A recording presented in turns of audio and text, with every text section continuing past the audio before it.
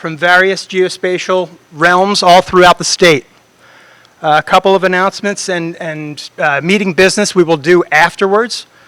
Question and answer we will do at a break. And then we will do questions and answers again after the second batch of talks. And then we will have our regular business. Around the room you'll see a digital playbill. This may or may not be posted in Teams yet. I encourage you to review that. I also encourage anyone in the room here to join us at Cooper's for lunch afterwards. Top 5 scores on the quiz win a map prize. Is there something else I wanted to say? No, I guess. Okay, so we're going to get started right away into the presentations. And first up, we have Dave Wagner from the NJDEP. Well, working with the NJDEP. Oh, that's what I wanted to go over. Thank you. Let me do that now before. No, you're good. So, at a minute, you're going to hear this. I hope. Okay, everybody hear that in the room? Anybody hear that? No? So you'll hear that in a minute. You'll know you have a minute left. And then when I stand up, your 6 minutes are over. Each talk is 6 minutes. Thank you, Dave. Sorry about that. I won't start you until, I get myself situated here. Okay. So once again, Dave Wagner. Morning. Can you hear me? Good? Yeah, all right, great. Close to the mic. Close to the mic. Okay, again, I'm Dave Wagner from GPI, working with DEP, specifically with John for the last few years, making quality 2-foot contours. Page down. What's next? Okay. Great. So the overview of this presentation is that we're going to tell you a little about this project, and then a little about initial data setup to make these contours, raw contour creation, topology checks and cleanup, and finalizing the contours in QA/QC. So project information. Flight data was acquired in 2018. There were state and federal partners involved with this: DEP, Highlands, DOT, OIT, Natural Resource Conservation Service, USGS, and the point of this was the contours allow GIS users to visualize and understand, and provides elevation data to a wide range of users. We were able to take this LiDAR information, turn it into contours, and eventually make it available to people to do work with. More information, we did the work on the GIS state contract. Basically, John and his team put this out to bid. We responded, we were selected. We've done a bunch of task orders over the years. And one of the points of this was to establish a workflow to generate these 2-foot contours. So you have LiDAR data. We've generated a flow to get it from raw data to 2-foot contours. We have to conform to specifications of USGS. And to date, we've covered about 1,200 square miles. I'll show you in a map in a minute of northwest New Jersey. So we're moving along. It's been great. Initial data setup. Now this is what we do with the raw data to make contours. Here's the map that we're talking about. You can see we covered Sussex, some of Passaic, Warren, some of Hunterdon, and some of Morris. And the whole point is to create these digital contours that approach the characteristics of cartographic contours. So pre-generation setup, when you're making these contours, you have to have some rules. And some of the rules are make sure the LiDAR break lines are clear, generate a DEM break line enforced surface, select the appropriate cell size. We have light smoothing, address wormwooding, consideration of hydro areas, and quick surface QC. These are all the things that our technicians and our managers are setting up so that every time you do one of these, which we've done several, you have the same consistent thing, so all these things join up eventually. Pre-generation setup. Yes. Okay, this graphic, you can see, it's hard to see, but there's blue lines that are kind of, the green is kind of choppy and pixelated, and then the blue lines is what the smooth surface ends up being like.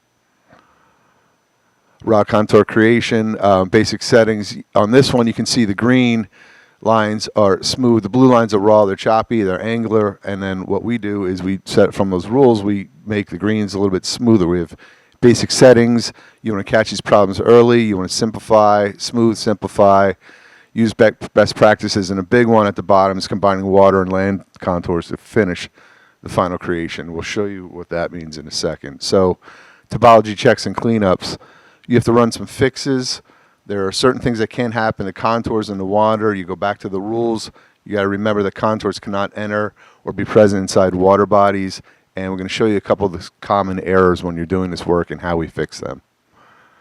This is a self-intersect error. A contour comes around, touches itself. You have to pull it apart, and you can see on the left is how it touches itself. On the right is how we fix it.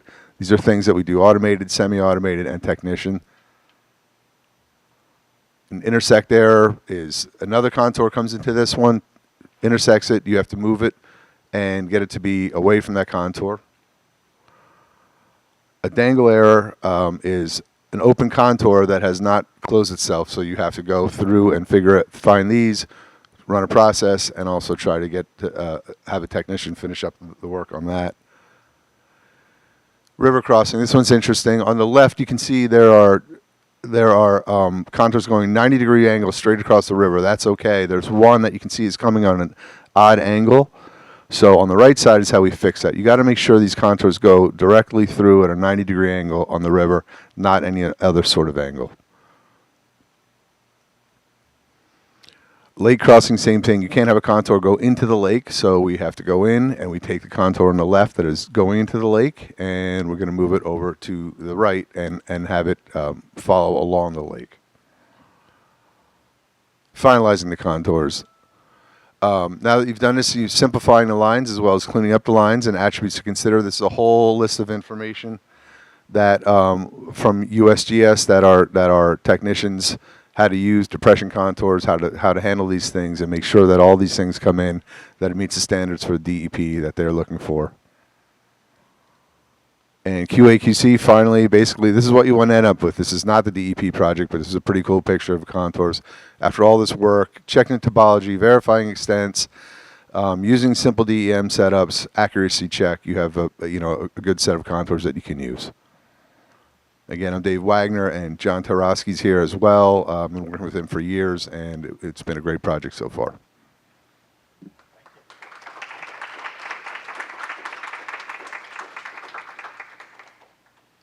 Thank you, Dave. That was great. Well within the time, too.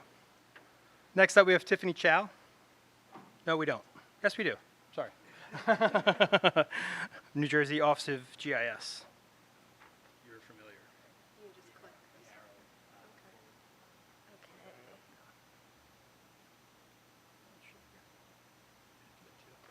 Okay. All right. Hello. Can everyone hear me okay?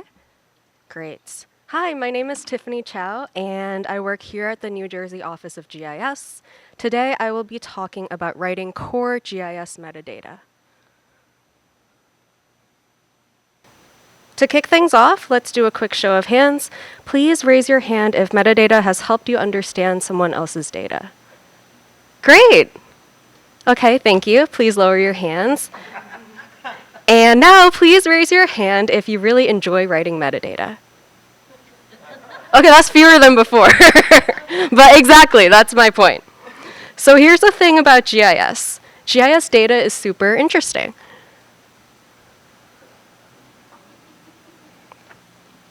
It takes a lot of time to collect, so when we collect it, there are many times that we want to share it with the world. And that's why we have an open data hub site so that anyone can find authoritative GIS data for free. However, metadata is often ignored. People generally don't like documenting data, and I understand. I'm usually the same way. There are a lot of terms, and it takes a lot of time, so sometimes we skip it. So today I'm going to present 8 basic elements that can help you get started with your metadata. We have named them Engine Core to signal the core metadata information that we would like you to document.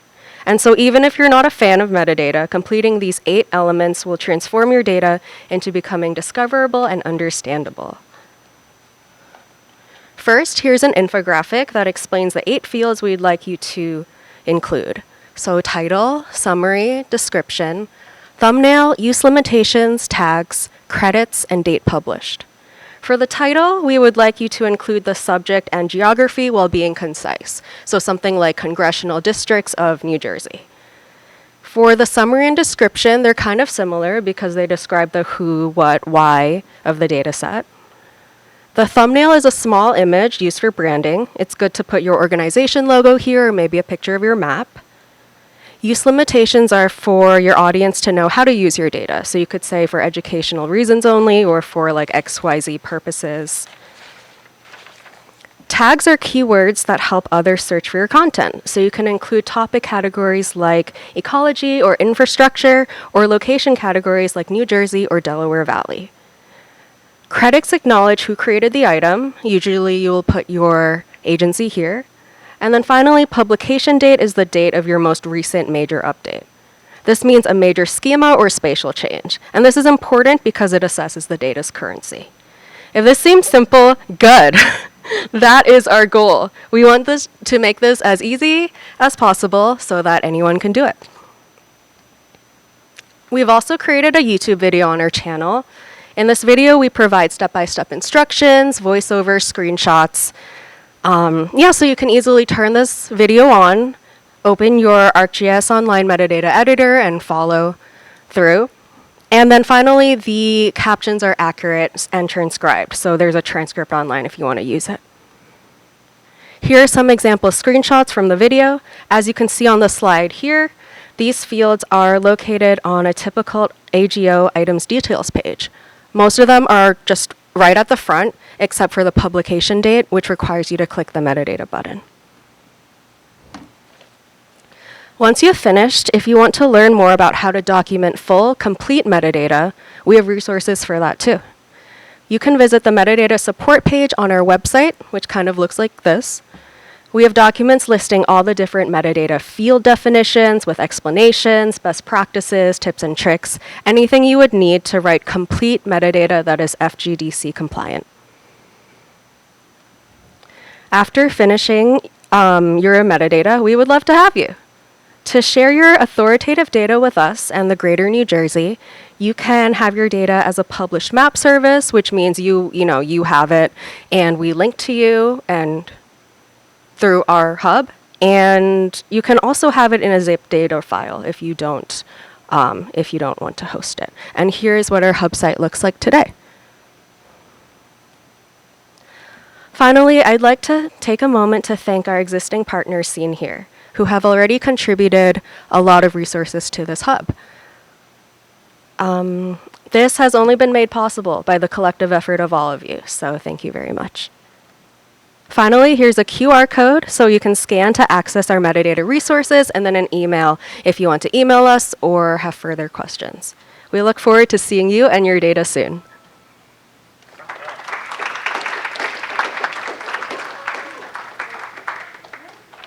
Tiffany, that was great. Thank you so much. I will now write metadata, I promise. That's right. Next up, we have Jonathan DeLaura from Rutgers University.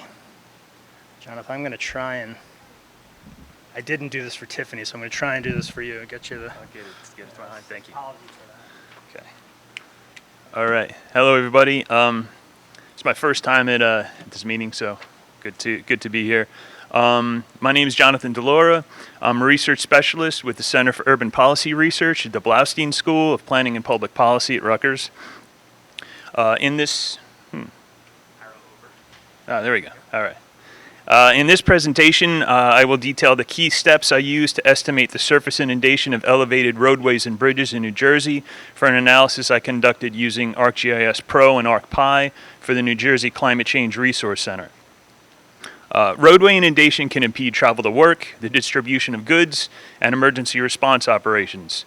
Estimating the surface inundation of elevated roadways and bridges is essential for emergency planning as well as the implementation of infrastructure upgrades necessary for climate change adaptation.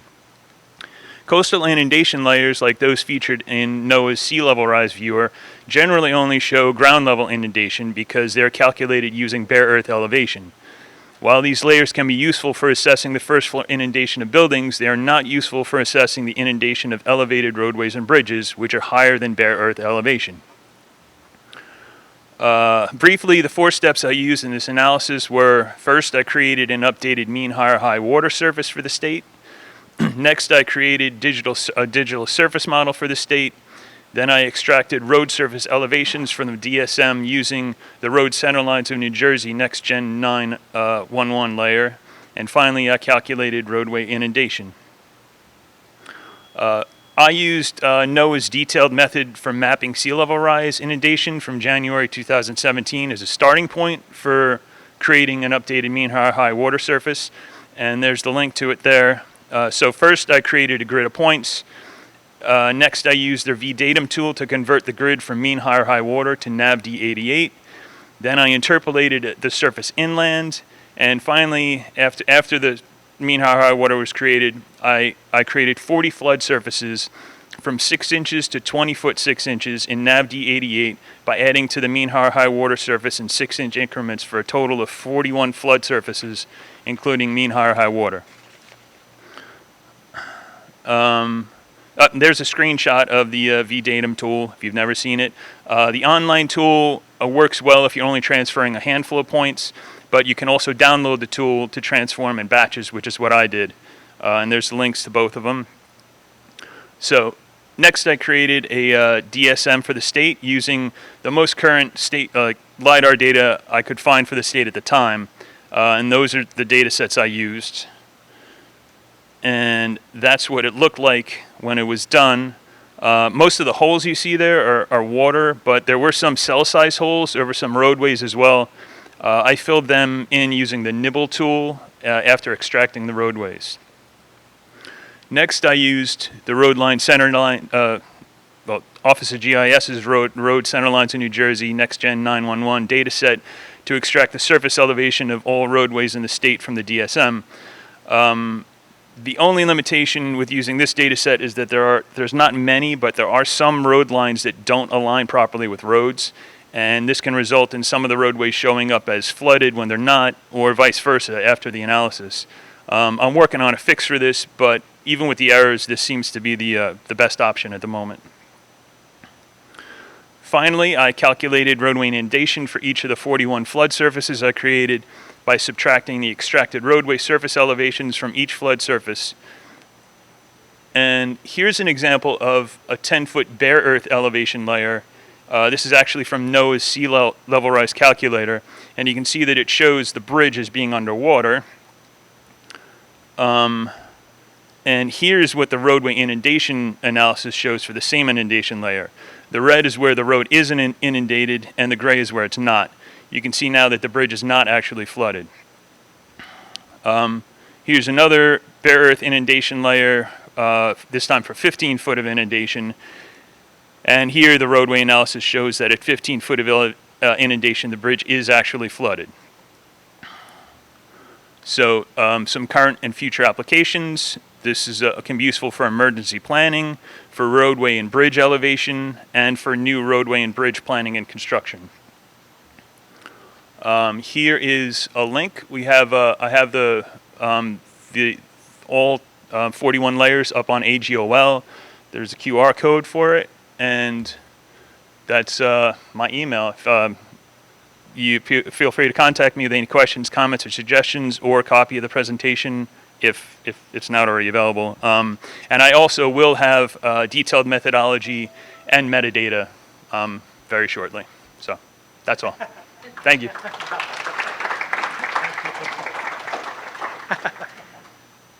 I like how the metadata police is here today. This is great. Okay. So, Jonathan, I have a couple of questions for you afterwards, just FYI. Okay. Next up, we have Christopher Blackley from Meadowlands Research and Restoration Institute, generating flood models using HEC-RAS.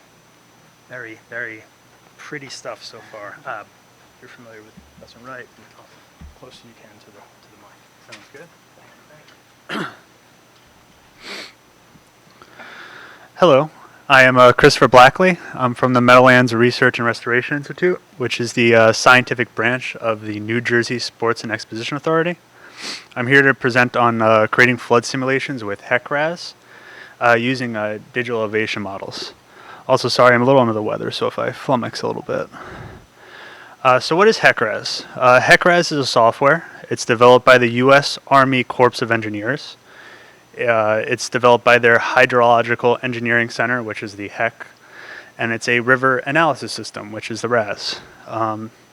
It's a simulation software capable of hydraulic fluid computations, so that's calculating flow. And it does it in two main ways, which is one-dimensional steady flow calculations, which is more of almost like a cross-section of a river or a point. And then what I was mostly working with was two-dimensional unsteady flow calculations, which is how flow interacts with terrain more. So the basics of HEC-RAS. What we're using it for is software for simulating storm or flood events to better understand water flow and potential flooding in the Meadowlands. The Meadowlands has a lot of wetlands, so we understand or are familiar with water flow. There's a lot of similarities to ArcGIS Pro. It has data that has geographic positioning, data managed and presented as layers, and also a lot of different geographic analysis tools, mostly to do with flow. My background is GIS, so I'm not an engineer, so getting into this was a little difficult, but it wasn't too bad. And the most important part, it's capable of using digital elevation models. So on the right here, we have HEC-RAS opened with my DEM. It's a 1-foot resolution. And you can sort of see that we have this study area defined. And if you look on that map, there's these little white labels, and those are actually what we call boundary conditions in HEC-RAS. And so you could see they're set up to be at the northern part of the river and the southern part. And those we will eventually set flow parameters for. The cool part about HEC-RAS is its ability to modify terrain on the fly. We were looking at a certain area with a flood berm that was at 4.5 feet. And we wanted to test a bunch of simulations if we raised that berm to see what would happen in certain flood situations. So we were raising the berm to 6 feet, 7 feet, and running the simulations for flood. And so to set up the parameters, so these would be setting up those boundary conditions at the mouths of the river. There's a few different ways to do that through stage hydrography, stage hydrograph, flow hydrograph, or normal depth. On the right-hand side, you can see a bunch of times along with a stage and feet underneath. That's pretty much setting up the water depth at those boundaries. So you set up the water depth at those boundaries at certain times, and the simulation will pretty much fill in the pieces. And then to finally set up the simulation, you can use different programs that you can. Different programs you can run. Some of them have to do with just regular flood mapping, and then others have to do with sediment flow. Also on this pane, you set up the date and length of simulation, which has to match up with your hydrographs on the last slide. And the most important part is setting up the computation criteria and intervals. This is pretty much telling the simulation how often it's going to calculate flow and how often those calculations are going to be represented as a output or a animation on a map. So here, if this works correctly, we have Lowson Slope berm. And so the animation will run, and you'll see the water start to fill up in the wetland right there. And so what we were testing was to see if there was any areas around the berm that would sort of breach eventually at these floods. And as you'll see, the water starts to go beyond that berm that we were just talking about, and it starts to flood into the area. And then another simulation I have set up is the Meadowlands has a lot of wetlands. So this is one of them. We wanted to see how precise these flows could get. And so this is the flow of water through Sawmill Creek just outside our facilities. And you'll see the water, we kind of have it set up so it's actually tidal. And the water is flowing in and out through the wetlands, almost like to mimic the tides that we see in the wetlands, Meadowlands. Also, there's a lot of cool features. You can set up culverts and different types of bridges and such, to where you actually have to set up the in and outtake of those culverts, and that also has to do with elevation and such.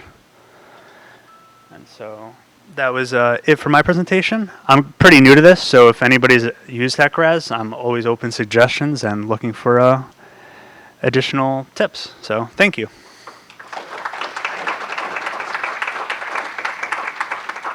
And that is exactly the purpose of this forum. So thank you for that, Christopher. I appreciate that. Very pretty and entertaining simulations there.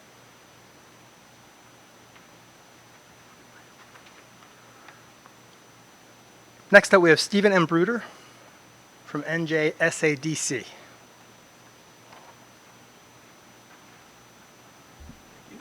Get you close to the mic and then arrow keys back and forth. Very good, thank you. Good morning. My name is Steve Bruder. I'm the planning manager at the New Jersey State Agriculture Development Committee, and I wanted to tell you guys a little bit about how GIS helped a new initiative that we did over the past year that really helped to provide some new energy to the farm preservation program. So the state's farm preservation program is over 40 years old. We've preserved over 250,000 acres, which is over a third of the state's farmland.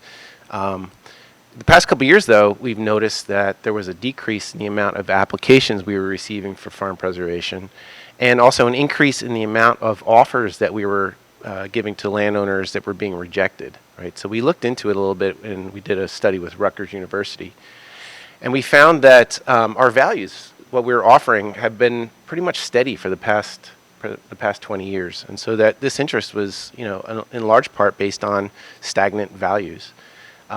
The way we value farmland is through a traditional independent appraisal. So we value the farm in fee. We value the farm as a farm itself, a restricted property. And that difference is the easement value that we typically offer to a landowner.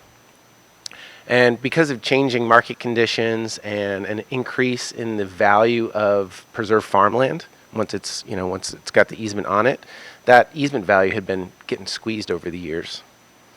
So last year, the legislature stepped in and they gave us an alternative valuation formula methodology.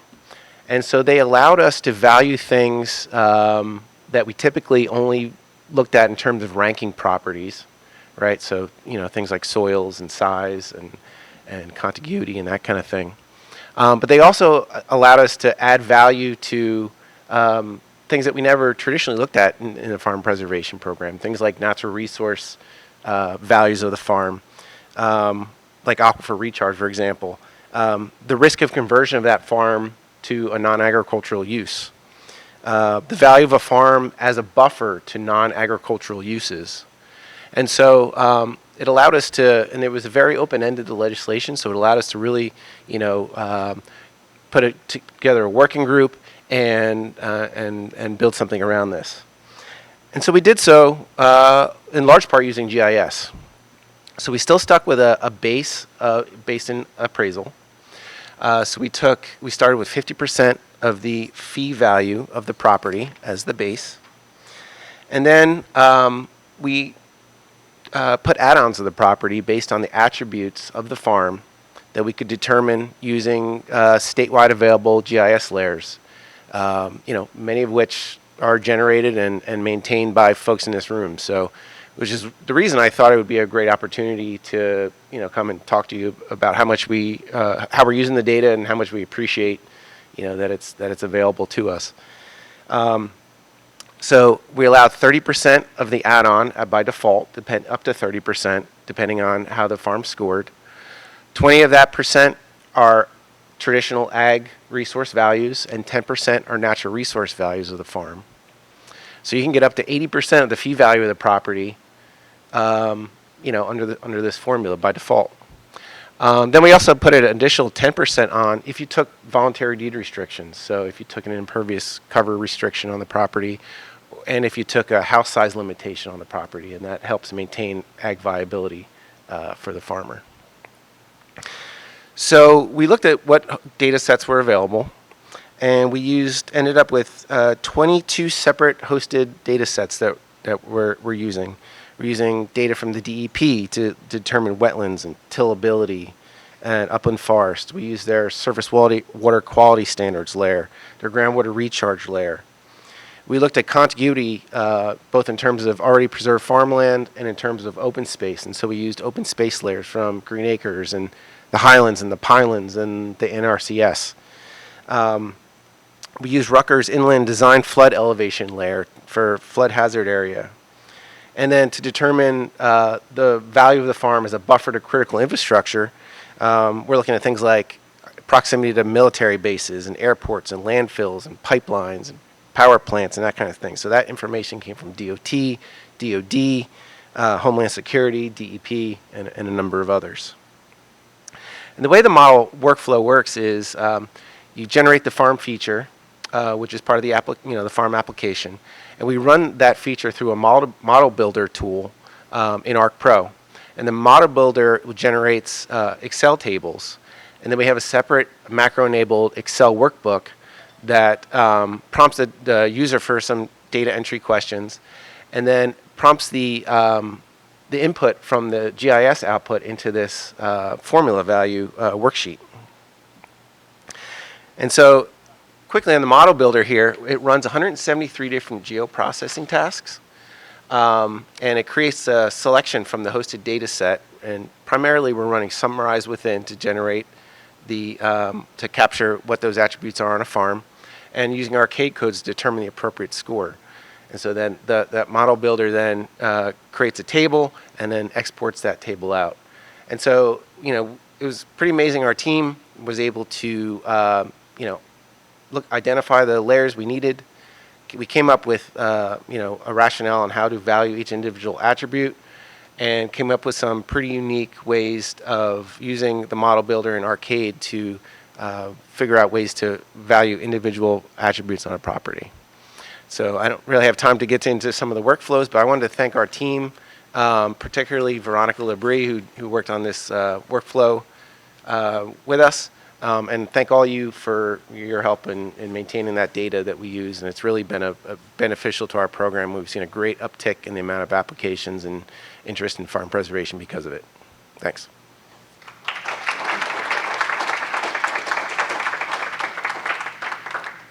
And I very much look forward to Veronica's metadata of the model builder application for each and every one of those rating systems that you've got for those attributes. No, just easy. All right, next up we have Stephanie Lattis. I hope I said that right. Okay. Lattis, okay. And I'm probably not close enough, so you got to be very close. And I think you're probably going to be down just a little bit. And then you're going back and forth now. You're also going over to the internet to do so. When you go, aren't you, right? I was going to just walk them through the slides. Oh, okay. Yeah. Well, then if there's, Yeah. all right, well, let me know if you Okay. have any problems. Yeah, thank you. All right. Good morning, everyone. My name's Stephanie Lattis. I'm the GIS specialist at Somerset County GIS Services. Today, I am sharing with you an application we've recently launched, the Somerset County Services Locator. This was built using ArcGIS Experience Builder. And oftentimes we hear questions like, where do I report for jury service, or where do I find parking? And so this application is designed to put our residents in touch with the appropriate building and designated parking or any service needed for that matter. So our goal was really to just develop an application that was services forward and had something more than just county buildings. All right, so I'm going to walk you through the application as if we are in the web browser, but I'll do it through these slides here. So from the landing page, we have two options to navigate. We can explore by county buildings, or we can explore by service. So for now, I will select the first option. We'll explore by county buildings, and this has all of our mapping applications in here. This is our mapping section. So when a user selects that, they come to the next section here. The services locator is selected by default, and then there's some navigational instruction to get the user through the map. This is our 2D services locator.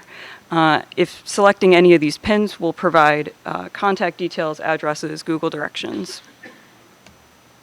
This is another view where we're zoomed into this 2D viewer. Here I've selected the Somerset County Courthouse as an example. You can see the address is listed there. There's Google directions. The website's available if you select the title in the corresponding pop-up. There's also a filter, so you can filter a building. Here we're filtering the Somerset County Courthouse. We have 19 buildings total, so they're all available in here, all of those buildings and corresponding services. This is a third navigation option within the 2D viewer. It is located in the side panel. This is not open by default, but if you select the yellow tab, it'll open up. All the available services are listed in these buttons here. It'll take you to the website and all the pertinent information you need. Also, if you select the pin in the map, you will receive the same information that you receive on that side panel. I'm taking us back to this navigational menu so that we can look at the 3D flyover now. This is our second map option. This is just a fun and interactive way to explore our county. It allows residents to really immerse themselves in downtown Somerville and the surrounding areas. They can do this by navigating this is a bookmark here, so they can use the arrows down at the bottom of the side panel. And all of the same, we grabbed the functionality from the 2D mapping application and put it here as well in the side panel, so it mirrors that. Here is a demonstration of a user interacting with the 3D flyover. We're just zooming in and out and panning around.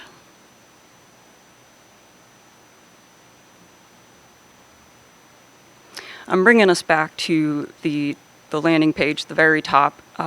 All of those mapping applications were within our Explore by County Buildings option here. So now I will go ahead and show you what Explore by Service does. This is great for residents who are looking for a service, but they're unsure where to locate it. So we'll select Explore by Service. It'll take us to this list of all of our county departments, divisions, all the services. And let's just say we'll theoretically select one of these. Let's select us. Let's select GIS services. And this takes us to an individual map viewer with all of the essential service information needed. So our goal was to provide easy access to county services, and we do believe this website delivers that. Let's connect. I'm happy to answer any questions you may have. Our services locator is available on our county website, and it's also available at this QR code here. Lastly, I'd like to emphasize this application was developed with user ease and accessibility in mind, as this aligns with our countywide initiative for universal design across all our applications.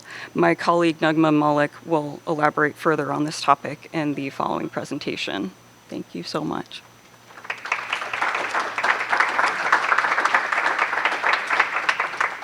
Thank you, Stephanie. I have much to learn from you in the world of accessibility, and I hope to learn a lot, especially with some of the things. I'm just thinking about some of the things that I put out for this meeting, and it's like, oh, we all have to think about it. Nagma Malik is up next, and she's going to help us think about more accessibility, expanding access, building inclusivity, and usable products for all.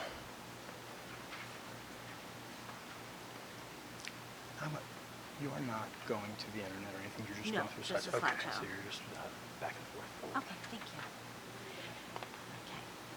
Yes, and let me. Oh yeah, I need a lower mic. Thank Yes, you. absolutely. Can you all hear me all right? Okay, great. All right. Good morning. I'm Nugma Malik, Somerset County's GIS Services Coordinator. Today we'll explore how universal design makes maps and GIS apps work for everyone. Just a quick show of hands, how many of you know somebody with dyslexia? I got it. Motor impairments, color blindness, wears glasses, a lot of us. Universal design works for us, benefits us all. Here's the reality, 76 million US adults live with a disability. That's over 1 in 4 of us. Let's look at some stats. According to the CDC estimates, over 5% of Americans experience vision impairments, 20% affected by dyslexia, 1 in 12 men see color differently. So these aren't edge cases. These are our colleagues, residents, and even you. Want more data? Check out our Somerset County Demographic Atlas for disability distribution down to census tracts. So maps shouldn't be a puzzle. yet many can exclude users with low vision, motor issues, or cognitive differences. Our goal, bake universal design into every workflow from fonts to interactivity. Consider a voter with glaucoma trying to use an interactive map and the challenges they might face doing so. You can see an example here at the bottom of a accessible font developed by the Braille Institute. It's called Atkinson Hyperlegible, and you can actually see how it would appear to somebody with blurred vision, and it's available on story maps. When red means danger, oftentimes we have a habit of using stoplight coloring to indicate key features, but relying on red, yellow, green color schemes is problematic. While a wildfire risk map using only red and green can mask hazards to a colorblind user. And this butterfly here gives a good example of how vastly different things will appear. So we shouldn't rely on color to convey information only. Why can't I click that polygon?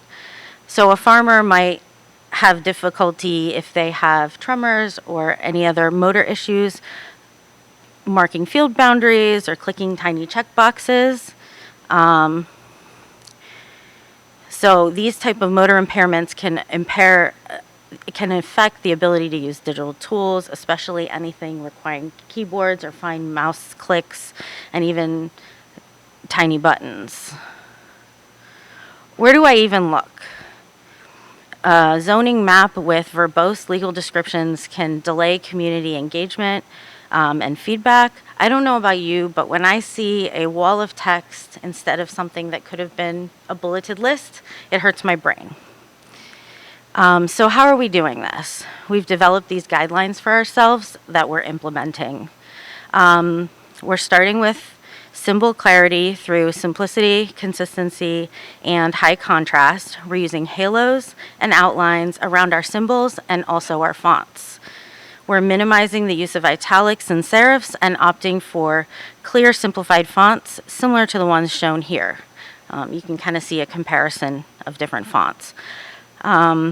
We're using colorblind friendly palettes rather than using color alone to convey information. Coolers is an application or a platform that's good to check your color palettes and see how it appears to folks with different vision. We also make sure to use ArcGIS Pro's Color Vision Simulator and Grayscale Simulator for all of our maps.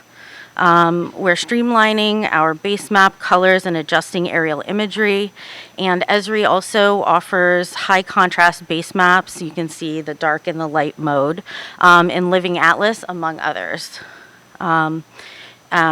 Making sure navigation is easy. When designing our applications, we ask ourselves, can we navigate the map and all the widgets without too many mouse clicks or buttons, without using a keyboard? And then are there too many clicks or precise movements needed in a mobile app? We are adding alternative text to all of our images. It's a concise image description, kind of like a spoken caption built into our design process. We provide them for all map elements and images in our applications, including hyperlinks to data tables and contact information. Is that it? Oh, okay. And then we test everything with screen readers. You can see examples here of how alt text is added in Adobe PDFs, and that's an example of an alt text document in Experience Builder and Story Maps as well. And we test all of these applications using screen readers. You can do so yourself just using Windows with Windows Narrator. And we make sure there are also browser-based tools, and Adobe has accessibility features. You can set reading order and tag items. We are continuously refining our standards based on testing and welcome user feedback. Explore our accessible applications and maps on our Somerset County GIS Hub, and we'd love to hear any of your suggestions so we can keep improving. Thank you.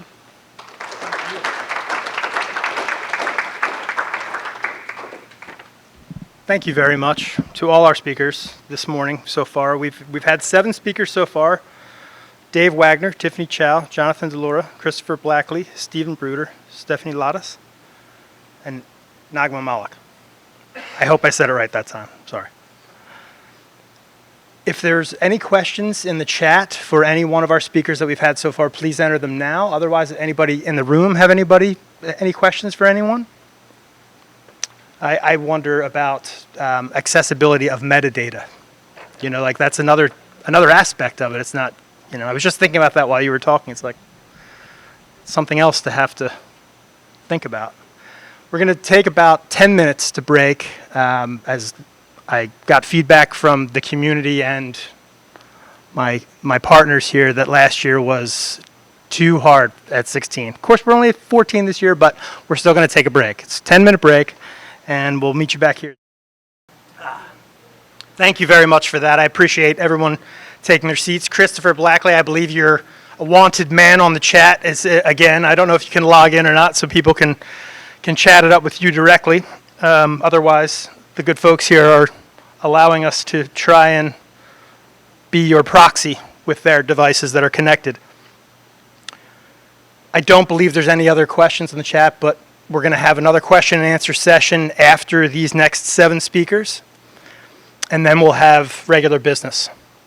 First up next is Eric Mankey from the Meadowlands Research and Restoration Institute.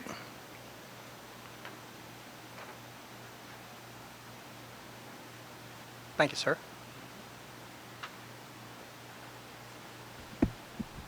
All right, can everybody hear me all right?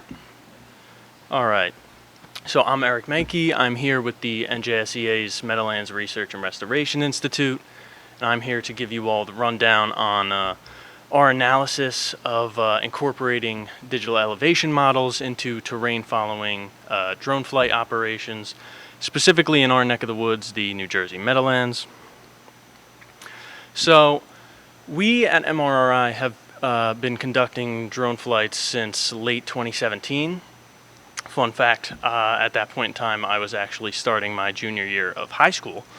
But the Meadowlands where we work is a notoriously flat region. There's a lot of low-lying wetlands. There's really not much variation in the elevation of that area.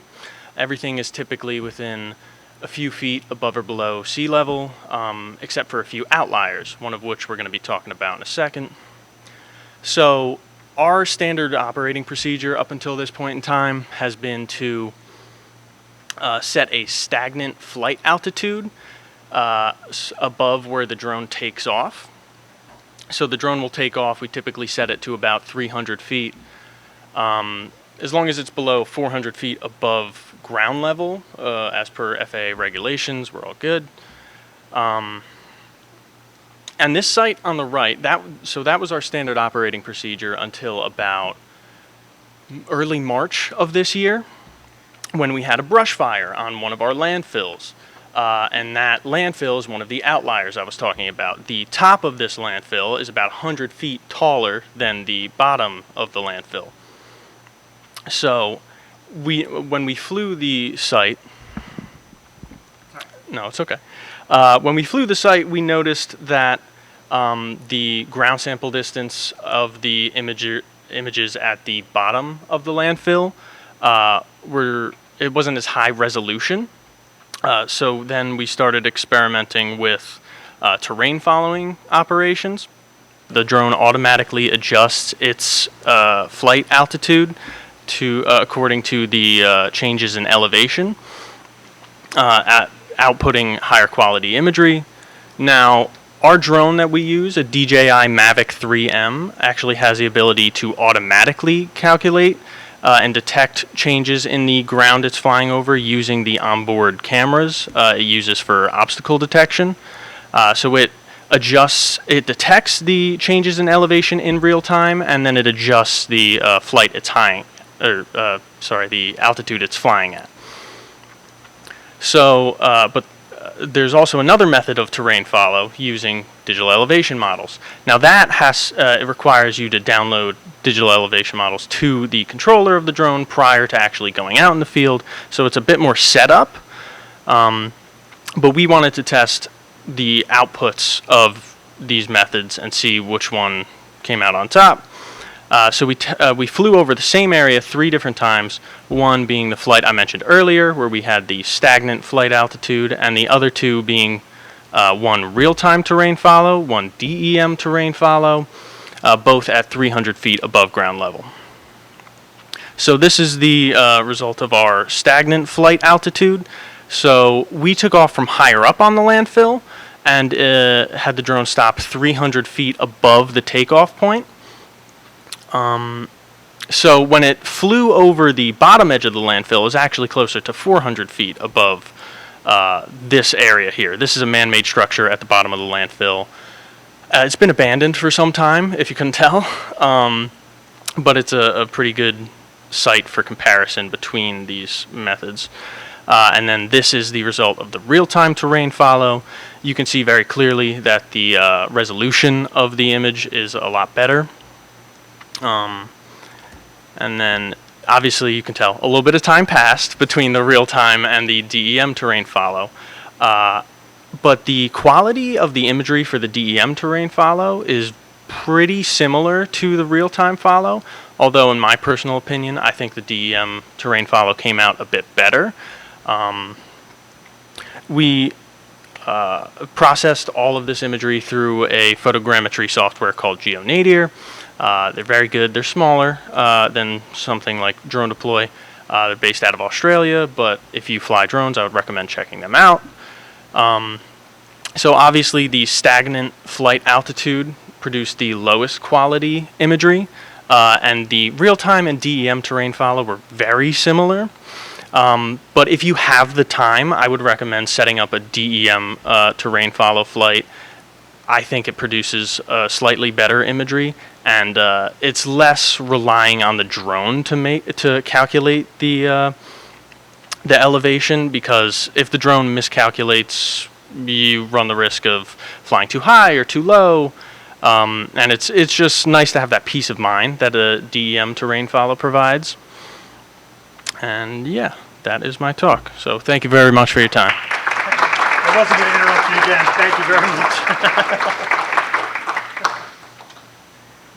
Yes, I sort of stopped your time. But you only had, you've set the precedent. You were right in the 6 minutes. Thank you very much. Okay. I think our audio issues have been resolved, I hope. You don't have to see me again until the next time you're supposed to see me again. Next up, we have Derek Bedar from the NJOGIS talking about update ArcGIS Online data sources with ArcGIS Assistant. You're using these two. And you're talking on the mic. Got it. All right. Hello, everybody. Let's see. Do I sound good? Yeah. Can you hear me? All right. Boom. Update.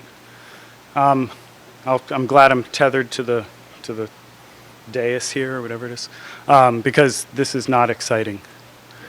I'm not going to get out there and do stuff. This is a purely technical presentation. But my question to you is: have you ever developed an app or a map or something in ArcGIS Online, and the data source changes, and you wanted to kind of go in there and change that to the new data source without having to go back into the map? Because sometimes you go in and you made a bunch of customizations to your map. This is an ArcGIS Online, of course, or an app. And if you want to go back in and you want to change things, you pull that data layer out and it just resets everything. You can't just pull it out and put it back in and have all your settings stay. So you have to rebuild your whole map or your app. It's kind of a pain. I've had to do it many times. But there's a thing out there that can help us with that, and that's it's called ArcGIS Assistant. So it's great for URL for layer changes. You can change your data to a new source, or even switch an app to use that new hosted view layer that you've heard about. That's my plan, is to eventually, when we get something, I want to put a view in there Then I don't have to worry about kind of changing these things out anymore. You have your view layer in there, and you use the view layer to switch things out. But you might not have that set up already, and it might not work to do that, so this will help you do that. Make those kind of changes. So this is what it looks like when you start it up. I have the URL down there at the bottom. It's made by the Professional Services, is that what it is? Division of Esri. They say this is semi-official. It's made by them, but they caution that things could happen if you use it incorrectly, or even if you use it correctly, I guess. So on the bottom, on the right there, I have a image of what happens after you log in. Oh, wait, let me talk about signing in. So you can sign in with your ArcGIS Online account or your enterprise account. If you're going to use it with your enterprise portal, you do have to do some setup stuff on in your portal side. You have to give permissions for it to use this app. But once you sign in, it'll look like that at the bottom. And you can, once sign in, you'll see that, and it's somewhat familiar looking. It's kind of, you've got the filters on the left side and other things on the right side, the listing of your layers. One thing that looks different are those curly braces in there, and that is, you click that to see the JSON for the map or the app that you have. Now, that's JSON is the JavaScript notation, and it is code, but don't be scared by it because we're going to be making very simple changes to it. So you click those little curly braces and it shows you the scary code. There is 2 tabs, a description and the data tab up there on the left. The description literally just has the JSON for the description on the AGO page. So you probably don't need to mess with that. You just want to click on the data and you'll see all the JSON data for that app or map that you have. In my case, let me just go, I'll go this. So in the case, what I do is I end up selecting all. I just do literally a Control A to select everything when I'm within that text, and it'll copy it all. I've got like thousands of lines of code here, and I paste it into Notepad++ or your favorite text editor. What I do is I'll paste it twice so that I have an original, and then one that I can mess around with so that if anything goes wrong, I can just copy that original and paste it right back into here if I mess anything up. Sometimes I even do one more. I'll make a copy of my map or app before I do all this stuff to play around with it. If you are making a copy of your app, you're going to have to do some things, fix some things within it because it might reference a map. And then your map will be referencing your live map. So you might want to make a copy of your map and your app and re-hook it up using this. If you have questions, I'm not going to go into it right here, but I can get into more detail about what that is. So in my case, I want to change that highlighted URL because that's my test layer, and I want to put a new source there. So at the bottom of AGO item page, ArcGIS Online item page, in the bottom right is this URL. That's your service URL, REST endpoint, and I've expanded it out there to show what the whole thing is. In my case, I'm looking at my test layer here, and I want to use a new test layer. Let's say I have another test layer I put up there, a different layer that I put up there, and I want to change the what it's pointing to. Whoops, I went too far. So in Notepad++ and most text editors, there is a replace feature. So I went in and searched for, in this case, just that service name because the rest of the URL is going to stay the same. Rest of this URL, all that services2.arcgis.com, all that, that random thing in there, all that stuff is going to be the same other than parcels composite, that part there. So I am just searching, and I'm going to replace it with my parcels composite, blah, blah, blah, blah, blah. What do I have there? 2. And you'll see in there I searched for it, and there it shows up 23 times in my map and project. So I have it replace that 23 times. One thing to keep in mind is that if you are changing to a source that isn't hosted by you, maybe a different place, you'll want to change the whole URL. And then you also want to look to see, sometimes in a map or an app, it has the layer, that /0. It'll have the layer number in there. Sometimes it doesn't. Sometimes it's an item ID. Sometimes it's not. So you'll just search. That's another reason to use a copy, because you're going to kind of discover what you need to change in this thing as you move along. Then you copy everything from Notepad++ again, put it back in that browser-like thing for the assistant. Click Save. There's a little check. It'll check syntax. If it's not right, it'll warn you there's an error. Click Save, and you can go into AGO, reload your map, and it will have the new data source. And you're on the top of the mountain with your flag.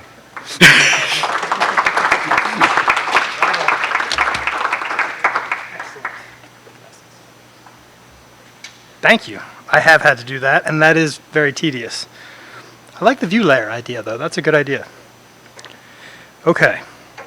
Next up, we have Chris Campbell from Ocean County Office of Information Technology. Chris is going to show us the Ocean County Civil Engineering Capital Projects Dashboard. And Chris, as I explained to you a little bit earlier, you're going to use this to go over to where you want to get to. Okay, Alt and Tab. Yeah, and then I think this is the one. This one. Oh, you're that. Yeah, Okay, yeah. okay. So you'll know how to do that when Okay. you just get All right, back to. perfect. That I should will be it. give it a Okay, shot, and yeah. then for this, you're just doing back and Toggle. forth. All right, Yeah, perfect. okay. Awesome. Terrific. Thank you. All right, let me do one of these. Awesome.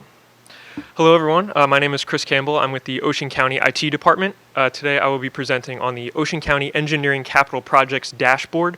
So just a little bit of background. When I was originally hired at the county, I was maintaining the Sheriff 911 data sets. And then now we are working on expanding our GIS footprint to all over the county. And this is one of the projects that we have taken on early on here, is helping the engineering department create a capital project dashboard. So just a quick overview. Currently on the Ocean County Engineering website, there is a bulleted list of hyperlinks that the user can click on to find out more info on each project. This can be a little tedious and is a little hard to find projects if you do not know the project number or the location of the project. So the goal, we sat down with the engineering department and we would ask them to create a data set that will be used to create a dashboard consisting of engineering provided data to help inform users of projects throughout the county in a geospatial format. So the idea, engineering takes a spreadsheet, they run with it, and then we can help them map it out. And the solution ultimately becomes the Ocean County Engineering Capital Projects Dashboard. So the main component that we use to create the map is ArcGIS for Excel, which from what I understand is on the newer side, I believe, that Esri has released. So it's exactly what it sounds like. It's a plug-in to Microsoft Excel. It adds a tab up to the top ribbon, so you have your file, your home, insert, all that. All the way to the right, you have ArcGIS. And yeah, you can map out, you sign into your ArcGIS Online organization, and then we had the engineering department have latitude and longitude points for every single entry. And then we were able to map that out. You just kind of plug it in. You can do some quick symbolization. So everything on the right is by project type, which we'll see again in a minute. But yeah, it's pretty simple to use. And for non-GIS people, it's a great gateway into more GIS opportunities. So just very quickly, the workflow. We receive the data from the engineering department. We employ ArcGIS for Excel. We upload and configure in ArcGIS Online. We publish the map and integrate it into the ArcGIS dashboard, and then we make some final edits to the dashboard and publish and save all changes. So just quickly, some widgets with the dashboard. We'll see it at the end here, but the three main widgets, we have List, Map, and Indicator. List widget is just all the project information you would need, such as name, project number, boundary, anything, even cost, price, projected finish date, all that stuff. Map obviously is the backbone of the whole dashboard, so we have the spreadsheet layer as well as polygons for the Ocean County municipalities, and then near map as a base map imagery, because sometimes if the project is large enough you can actually see it when you zoom in, because near map is updated quarterly.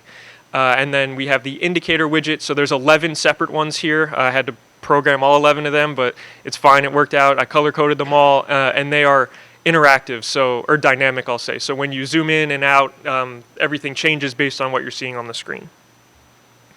We also use some filters, three main filters. We have the town filter, engineer filter, and chart filter.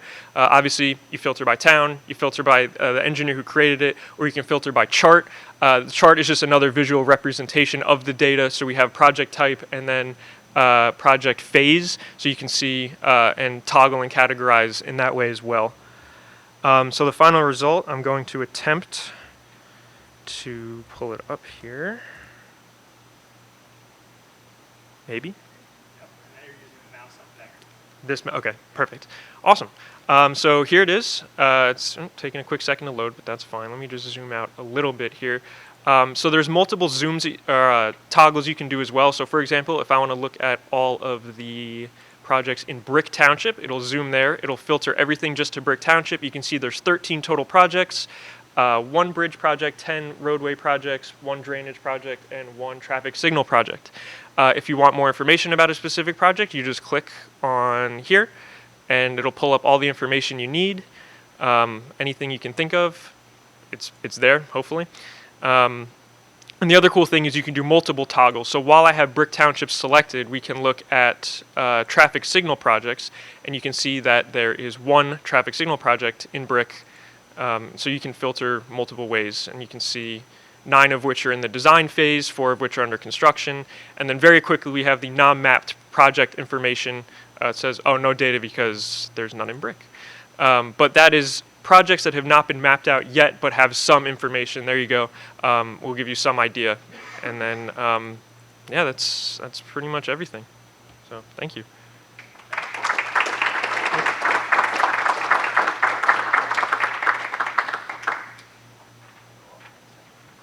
Thank you very much for the live demo. I'm so glad that it actually worked. Now you're all going to laugh at me while I try and get it back to the way it was. No, I think we got it. All right. See, you still have time. All right. Okay. Next up, we have Andrew Lloyd from Mercer County Planning, multi-jurisdictional anthrohydrology, including pipes and culverts and comprehensive arc hydro watershed models. Thank you. You're back and forth there. Just go back and forth. Right here. Yeah. Thanks. Sure. All right, thank you very much. Andrew Lloyd, Mercer County Planning Department.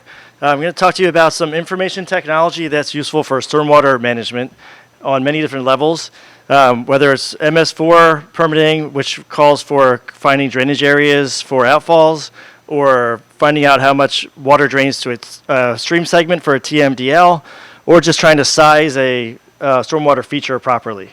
So as you can tell from the title, kind of threw this all together, but holistic, we've got to get all the data sets, all the assets that are involved in an area, you got to get them in your model. It doesn't matter who owns them for this case.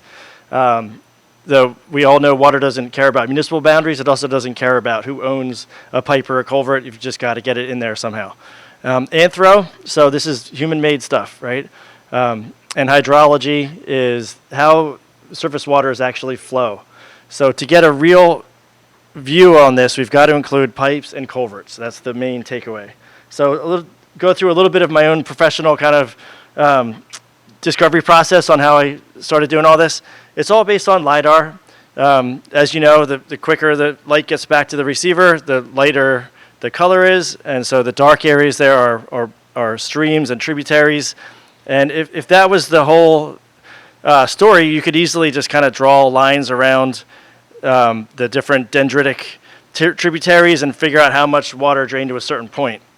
But we've got human-made stuff. So I started looking into this stuff just in my own backyard. So those are my property lines on the corners. The building footprints are kind of buried, but I was trying to figure out where to put a rain garden and which part of my house got hit the most with runoff. So you do this drop point analysis through Arc Hydro, and it'll tell you basically where the water will flow. And so I noticed that my garage back here, well, you can't see it, the mouse, but back corner of my garage was getting pretty hammered, so we put a rain garden there. And as I continued the process, I realized that this worked well because it was just bare, basically a lawn in the back with no pipes or anything. But when I looked at my neighborhood, I noticed that down in the middle there, that blue line that goes down between the houses, that was where my model was showing me that the water would go. And when I get to the end, you'll see that is where it used to go.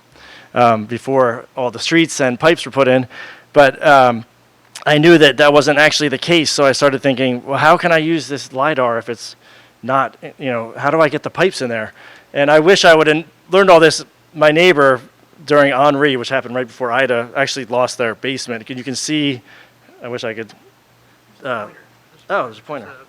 Oh, great, thanks. I think it's that one right there. It's all right. Anyway, one of the houses there, you can see that it looks like the water is going right through it. So that's actually what unfortunately happened. So that's okay. Thank you, though. As we kind of, so the way this works is it goes pixel by pixel. The model ArcHydro tools will drop a hypothetical water drop on a pixel and say, where is it going to go? And then where's it going to go for the next pixel? And it'll come up with these networks.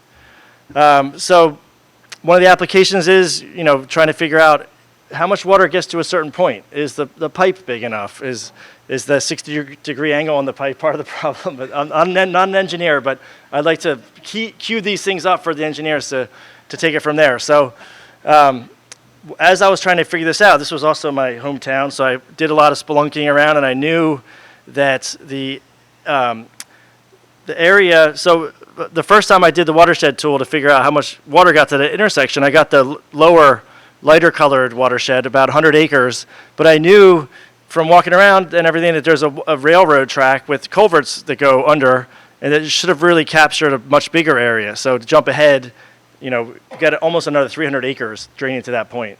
So there's no way you're going to have a proper analysis of that pipe or the size of a basin or something if you were only accounting for 100 acres when there's really 350. So this is just a little nod to other kinds of information technology. As I worked my way upstream from the flooding, I was doing a little parcel analysis and figured out that the town actually owned this one parcel here. And I thought, oh, it's right next to one of the tributary streams. I wonder if that could be used for some kind of feature, because as we know, buying land and everything is expensive, but if you already own it, and we'll get to, at the end, you'll see why that's actually could actually end up happening. So the main thing is to include culverts and pipes in these data. And how do you do that? Well, first of all, if you have a data set, good. I don't know how you did it, bless you, because there's hard to find any data set that's complete from all the different state, counties, towns. But you can use the LiDAR, actually. Using the hillshade feature, if you really maximize the gamma, I think is the attribute, up to like 10, it'll stand out like this. And so if you did a normal analysis, either side of this road would have been treated differently, but you can tell that the stream goes under there.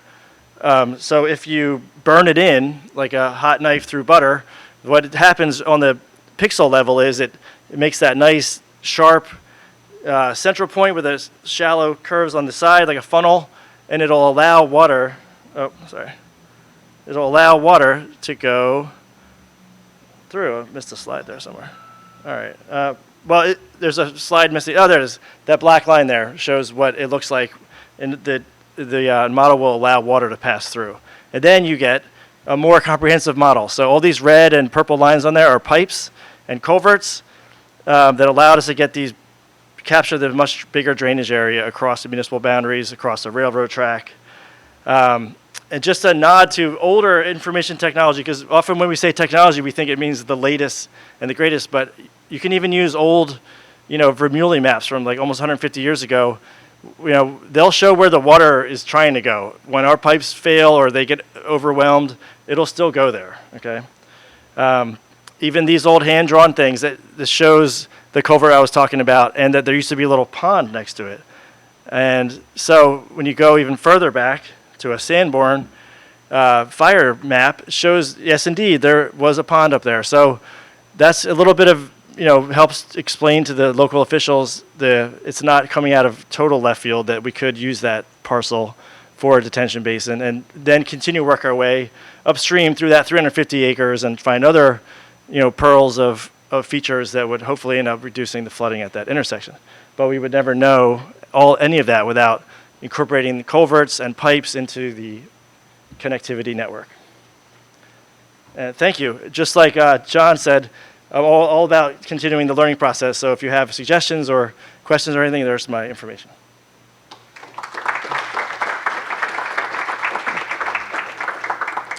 As an intern, I did something like that. We had USGS maps is what we used.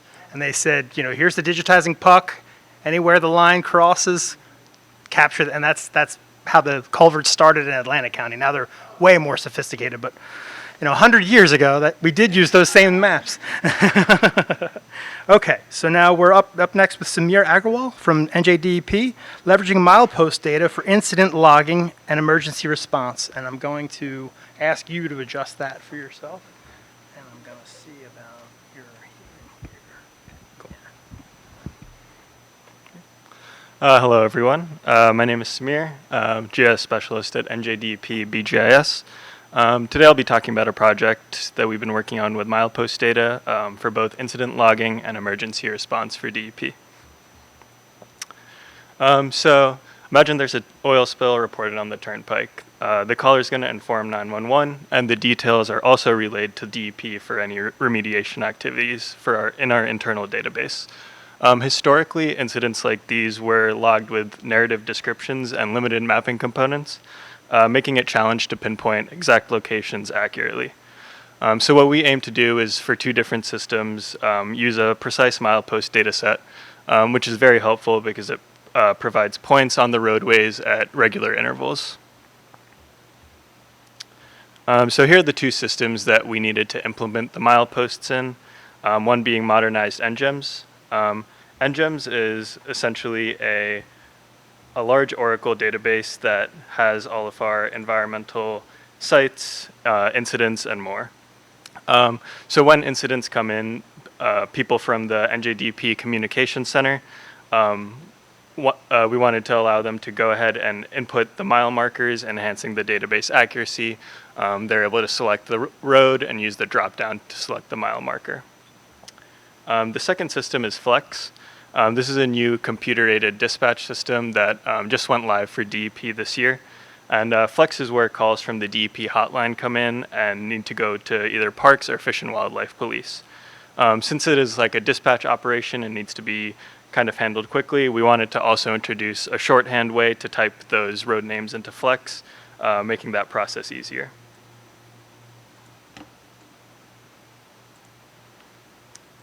Like I said previously, the call takers were only using narrative descriptions of areas with a limited component. And I'll show in the next slide that mile markers were sometimes noted in this, because if it comes from like state police or something, it's going to have a mile marker. But the map did not reflect this. So as you can see in this example, the mile marker was noted on the side. But the old embedded map did not have the milepost data set. So the red pin, which is supposed to show the location of the incident, was defaulting to the middle of the Teaneck Township. However, the actual incident is actually further south on kind of the border of the municipality at the bottom. With the newer integrated milepost data, users will be able to select the exact milepost and see its location reflected on the embedded map. So how did we get here? So the data set was actually generated by NJDOT. However, the naming was based on the SLD diagrams, which have a different naming convention. So what we did, and we started with interstates and then moved to US highways and are currently working on the New Jersey highways. But we've gone through each of those and tried to add clearer names denoting the direction for better usability in those applications. Additionally, we also verified and edited some of the incorrect milepost locations. So we had realized when working through the interstates that some of the mileposts on the turnpike were not matching up to the physical mileposts. So we reached out to New Jersey Turnpike Authority to get their data and append it to our data set. Another thing that we did is we duplicated some of the single stretches that did not have an east-west or north-south portion. So on the left side, that's how it will look normally when there's a north-south portion to a highway. But sometimes the straight line diagrams would merge into one line. And even though it is one line there still is a north and south portion. So for those points, we duplicated them. So there's actually, on each of those points, there's a Route 9 South and a Route 9 North. That way, in that drop down that I showed before when they're logging the incidents, if there was actually an incident that took place on this road on one of the sides, they would be able to select north and south, and that would kind of increase the accuracy for where the incident is located. For next steps, we still need to go ahead and continue populating values for both the NJ highways and some of those shorthand names for Flex. But again, we hope that this kind of marks a good advancement in how we manage our incidents, and by integrating the spatial data, we hope to improve response accuracy and efficiency, and hopefully getting the right people from DP out to the spill to be able to, clean it up and remediate that area. So, thank you.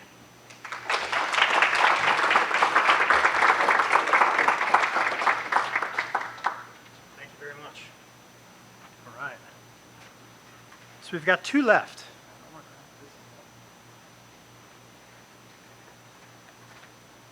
Okay. Second to last, Stephanie's going to be down here. We have Stephanie Rodriguez from the NJDEP, highlights from the 37th annual NJDEP GIS mapping contest. And here again, as I try and gauge. I'm much shorter. Sorry, yes. Hi, everyone. There? Okay, great. Hi, everyone. I'm Stephanie. I am with the Bureau of GIS and the DEP, and today I'll be talking about our 37th annual NJDEP mapping contest. This is an annual event that connects GIS enthusiasts across New Jersey, and it's an opportunity for individuals to present their research as well as participate in a mapping contest where they can vote for their favorite maps of the year. Today I'll be overviewing our event this year as well as discuss our contest categories and highlight this year's winners.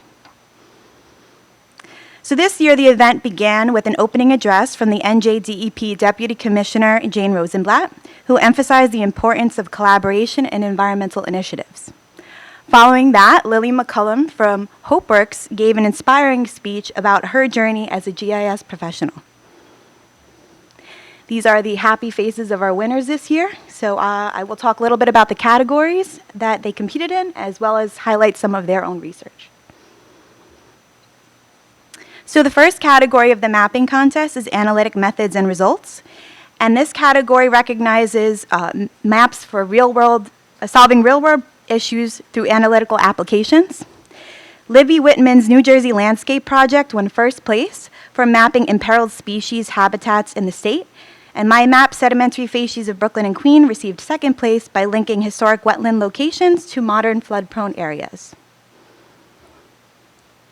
The next category is dashboards, and this category focuses on dashboards that convey information through location-based analytics and interactive visualizations. Marilee Torres' Burlington County, New Jersey Public Recreational Bathing and Water Testing Dashboard won first place for using GIS data to communicate public water quality at recreational sites. For educational maps, this category is designed to impart knowledge through instructional materials or courses and focuses on clear learning objectives and user engagement. Samar Param's Transforming Historical Coastal Imagery into Map Layers took first place for digitizing coastal imagery to enhance the understanding of New Jersey's coastal processes over time. For Map Series and Atlas, this category recognizes map series or atlases that showcase cohesive themes and designs. Vincent Vieira won first place for the Making Safer Streets map by using GIS data such as crash locations and equity feedback to improve road safety. And Zachary Chagrin's Karst Features of the Eastern Quadrangle earned second place for the geologic exploration of karst locations in the state. For most innovative, innovation and creativity are key in this category, where entries push the boundaries of conventional cartography. Stephanie Lattis's Somerset County Services Locator application we saw today took first place, which featured a 3D flyover for locating services. And Ed Apolinsky's Nakota Creek Drainage Basin won second place, illustrating the earliest applications of GIS. Reference maps accurately depict geographic features, providing a comprehensive view of different locations. Kevin Berkman's The Canyonlands of Moab, Utah received first place with its stunning geographic depiction of the Upper Colorado River Scenic Byway, and Stephanie Brody's map of New Jersey historic taverns took second place, displaying the oldest continually operating taverns and inns in each county in the state. Our story map category integrates narrative text with multimedia elements to create engaging stories. Benjamin Brower's Mapping the Imagined Past, the Pinelands Jetport, highlighted conservation efforts in preserving the New Jersey pinelands, and Andrew Garcia's Watershed Restoration Projects in New Jersey offered an interactive view of ongoing restoration efforts within a specific watershed in the state. This next category is the student category, which is for high school students. And this category showcases the emerging talent of individuals by allowing students to demonstrate their cartographic skills competitively. They were really great this year, very impressed. Lillian Boyd and Hannah Mae Manulu's Lantern Fly Map won first place for identifying the hotspots of these invasive species. And Lillian Cole and Abigail Jones's Marsh Soil Dynamics Map earned second place for exploring the biogeochemical changes of Barnegat Bay from land development. And finally, our category thematic maps. Thematic maps are powerful tools for illustrating specific themes and focusing on clarity and effective communication. William Smith's The New Jersey Pinelands Map won first place for illustrating land cover maps in the region of the Pinelands, and Kevin Blythe's New Jersey Freshwater Fishing Explorer app took second place, informing the public of fishing opportunities in the state. So some of our special recognitions starts off with our best cartographic design. The cartographic design celebrates a map's aesthetics and technical precision. And congratulations to Will Smith for winning this award for his thematic map for the New Jersey Pinelands. And in addition to our special awards, we have the 14th Annual Gail Carter Science Award, which celebrates maps that showcase excellent scientific skill and inquiry. Our students Lillian and Abigail won first for their Marsh Soil Dynamics map. Congratulations to them.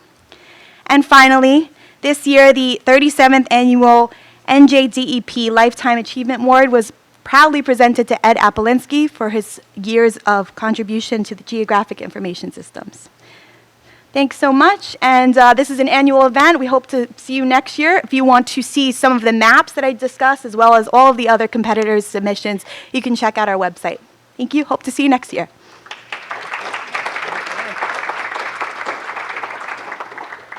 Thank you, Stephanie. I did not know you could enter a map that wasn't in New Jersey for the New Jersey DEP. I like that. In case anyone in the room hasn't seen the playbill yet, you should take a look at this. It's around the room. All right. Next up, we have Deepa Sanjeev Varaya.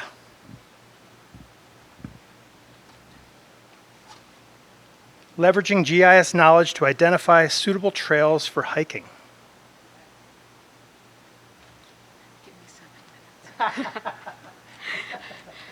Good morning, guys. I know everyone is using for work purposes. This will be for fun. Stop. I have to talk into the thing. There you go. Okay. Is that a little better? Yeah. Okay. Can you guys hear me? Yeah, fine. Thank you. Sure. Thank you. Sorry. So by show of hands, can you tell me who likes hiking gear and doesn't know where to go? Perfect. So this presentation is about how to use your GIS skills to find a suitable trail for hiking.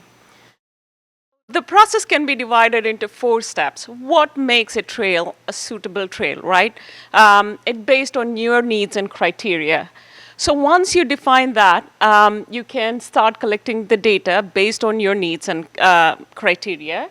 And then you review that and analyze that data to actually come to a conclusion on which trail you really like and meets your criteria. Don't forget to validate it, verify it, because you want to make sure it is really suitable for you. So what is a criteria definition? Importantly, it's the skill level, right? What is your skill level? What kind of hiking trail do you like? Easy, hard, moderate, extraneous? Distance, how many miles can you hike in a day? What's your walking pace? What do you like in scenery? Waterfalls, viewpoints, vistas? How easy is it to get to the trailhead that you really want to hike? I usually hike alone. I always avoid secluded trails because for safety. Is it flood zone? Is there a landslide occurring frequently? Do you want bathrooms in the area, water holes or like water facilities, lean-tos? Use all these gauges to come up with your own criteria, right? So once you've defined your criteria, start collecting your data. Importantly, topographic map, which gives you a detailed representation of the land area. Trails map, right, which is really important because you want to go hiking. The satellite data, some of the topographic vector data misses some of the information. The satellite imagery, ortho imagery, which helps you understand the landscape better. Weather data, you don't want to hike in a cold, wet, rainy day. So usually you can use the historic data depending on where you're going or the day of the hike data. So now you can use your GIS skills for fun to find the best hiking trail to go, right? Some of the analysis you can do is overlay analysis. Use all this data, overlay on top of each other to see which trail actually meets the needs or your criteria. The other one is elevation analysis to understand how the elevation is actually how the elevation is along the trail and how difficult it is, right? And the trail network analysis, where you see the accessibility and connectivity to the other trails. I'll get to it later, why it's important. So once you've done all these analyses, identified the trail, verify it. Definitely verify it using, there are so many articles online now, blogs, the park office, ranger offices, they have all this information about the trails. Also, if you know any local consulting, local hiking groups, please do consult them. They probably offer the best information to verify that this is the trail. So I'm just going to talk about personal experience. So Kilimanjaro, right? This is the world's tallest freestanding mountain. It's a volcanic mountain. It stands about more than 19,000 feet. And it has 5 ecological bands. They have established 7 hiking trails on there, Northern Circuit route being the latest one. What was my criteria, right? Vacation days. I get very limited number of vacation days. I didn't want to use all my vacation days on this, so I wanted to use the least number of days to hike this. I wanted better scenery because I was there, and acclimatization because I'm going from sea level to this higher altitude, and I didn't want more number of days to acclimatize there. Cost, right?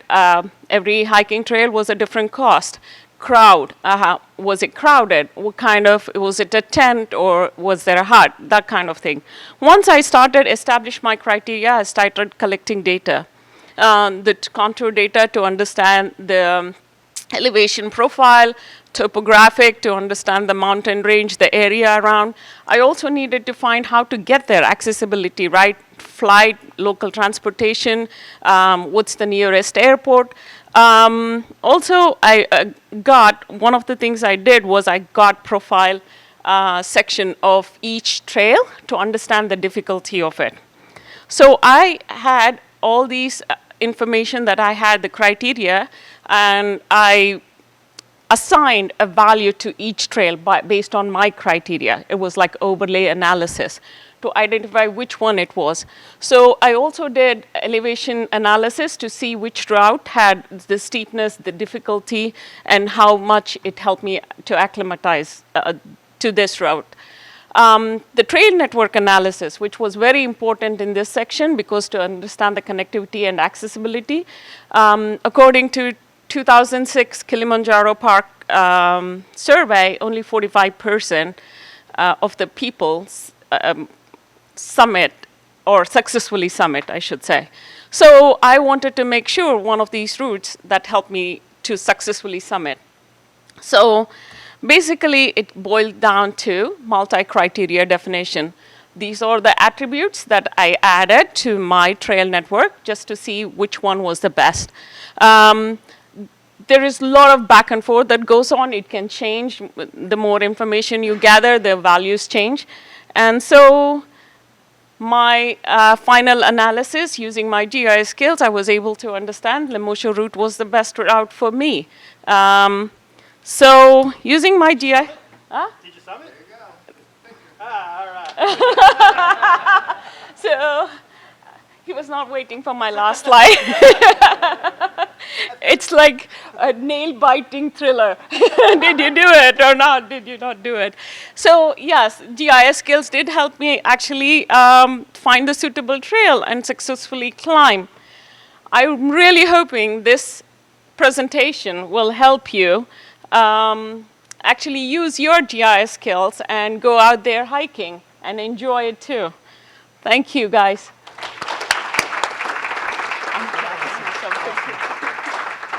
Wow. Wow. We've heard some amazing speakers today. I'm so impressed. Every time I do this, I'm so like, wow. I go home like, this is awesome. We're just, it's invigorating. If you haven't seen this yet, please look at this. All, okay. And then we're all done. I have an announcement for the, New Jersey Geospatial Forum announcements. The Trails Task Force, I'm sorry, backing up for a second. We are now taking questions on the last 7, or pretty much any of the 14 that you've heard today. Submit them through Teams or raise your hand here and I'll recognize you. I know last time our questions sort of took a few minutes to brew, and then we had a whole lot of them when we were on break. You can still submit your questions, and we will do our best to answer them all. So now back to regular business while the questions are coming in. New Jersey Geospatial Forum announcements are: Trails Task Force has been dissolved. The trails are in New Jersey are more or less handled by the DEP, and they're maintained, as far as the data goes, they're maintained by the DEP, not the trail itself, but the trail's data. So we found that that was the way to go. So we've dissolved that, and we've actually made a new, in its wake, from the flames of the Trails Task Force, we've developed the Civil Service GIS Title Review Task Force, and that has been created to assist with the, I see cheers throughout the room here, to assist with the civil service titles that have been neglected, we'll say, for decades worth of neglection.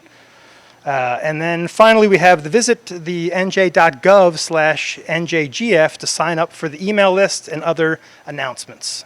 As I told you all, we're going to go to Cooper's for lunch. I am going to tally up the points from the quiz that we had. Again, if you haven't seen the playbill, check out the playbill. At the bottom of the playbill, there is the quiz. I encourage participation. That's what this whole thing is about. And I hope that we see you soon. So next, let's see, what do we have? Next fall, October, we're in Mary. Do you want to talk at all? Are you speaking today at all? I'm speaking with Brian. Yeah, Brian's going to talk about it. So Brian's going to talk about our next upcoming meetings, and they're at Mary. Spoiler alert. Boy, there's nothing to talk about now, Matt. So next meeting, guys, in October. I forget the date, October 2nd or something. So we're doing a little field trip. The in-person meeting will not be in this trusty old room where it's been for years and years. We're going up to Mary's facility up at the Meadowlands Environmental Research Institute, right, North Jersey, in the Meadowlands. They're going to host us, so we're going to have the in-person meeting up there. It will also be hybrid with Teams, like we've been doing for a while now. So we encourage you to join us up there. We'll have the exact address and such up on the forum website, and we'll send that out with the meeting announcements and the agenda as that date gets closer. Just mixing it up a little bit. You saw a couple of presentations from folks in the Mary team today, so it should be fun to go up there. And after the meeting, they have graciously offered, maybe if it works out, they have pontoon boat tours through the waters of the Meadowlands there. So sit inside, do some nerdy GIS stuff, get out on a boat, work on your sunburn. Could be a fun way to mix it up. And that's it for me. Hope you guys can make it. Thank you, good sir. Appreciate that. Does anyone have a geospatial issue or, other announcement that you might want to take the time to holler out to us now? No? Yes? No? Okay. Are there any? Oh, here we go. We have Wait, no, wait. Actually, I'm supposed to. I'm doing it wrong. I'm supposed to find the mic. And I so appreciate you doing this. Okay. All right, we good to go? All right. I just wanted to make the announcement that in Ocean County, we are in the process of hiring a third GIS specialist, if that interests anybody in this room or on Microsoft Teams. If you want to do cool dashboard stuff, we're over in Toms River. If anyone's interested in that, the posting is on Indeed if anybody is curious. So, thank you. Now, will that be an opportunity to work directly with you? Yeah. Oh, all right. All right, great. Good. I like that. All right, so now we're walking around the rooms. Anybody need? I'm here all week? No. Okay. All right. I believe that's it, unless I'm giving everyone time to tap in their questions on the chat, because last time I ended too soon and 3 and 4 questions came in. It was like, Matt, what are you doing? All right. I think we're safe. We will be here for a few minutes, and like I said, I will be tallying up the scores to see the winners of the top 5 scorers will win a map prize, New Jersey map prize. And I guess with that, we'll go ahead and close the meeting unless anybody's last call. All right. Well, thank you very much. We'll see you in the fall, I hope. Thanks a lot for coming out, and thank you to all our speakers. It was so great.